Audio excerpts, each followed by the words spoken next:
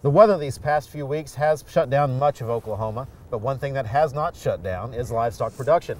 Of course, that doesn't mean there haven't been losses and a lot of trouble for that industry. And here to help us understand some programs that can affect that industry is Jody Campiche. Jody, tell us about some of the programs available to livestock producers to help make up for this disaster. The 2008 Farm Bill authorized some new disaster assistance programs for livestock producers. And the Livestock Indemnity Program in particular provides benefits to farmers who lose cattle beyond their normal mortality rates. So the program is administered by the Farm Service Agency. Very good. Now, what do producers need to do to make sure they qualify for that program?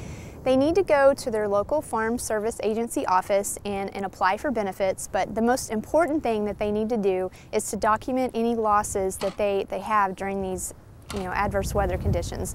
The program covers blizzards, extreme cold, extreme heat, floods, hurricanes, but in particular what's been going on in Oklahoma this week is I have a feeling a lot of producers may qualify based on some of the snowy conditions. So there could be some from this, but this could actually add up with later conditions. There's wildfire, other things this summer that could... Right. The program goes through October 1st of 2011, so even if they don't have losses that go beyond their normal mortality rates as established by the USDA, for this particular weather event, they could have another event later on in the year that could make them qualify. So they want to go ahead and document their losses now, and the losses have to be turned into the Farm Service Agency within 30 days of the weather event. Okay, now you say document. Are there specific ways they need to document that material?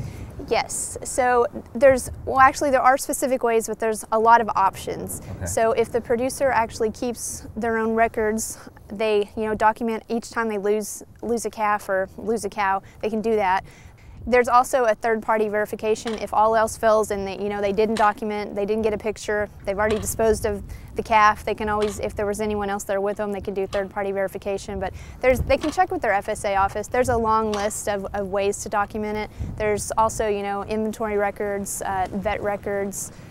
If they have to turn in information to their banker, there's lots of ways that they can document it. And we're not just talking about cattle here, though. This is multi-species, right? Right. It's a lot of pretty much all livestock. Okay. Now, assuming we're not just talking about mortality, though, there are other programs for, say, feed costs and so on? Yes, there's a couple of other livestock disaster assistance programs, and one of them covers losses to forage, and the other covers also losses to forage, but in particular during these adverse weather events, like say a producer has to go out and have extra costs to get feed or hay to their cattle, they could be eligible for benefits under that program. Now, if a producer wants to read more about any of these programs, websites available, anything of that nature? Yeah, they can go to the Farm Service Agency website, and under the newsroom and fact sheets, they can find some fact sheets on each of the programs.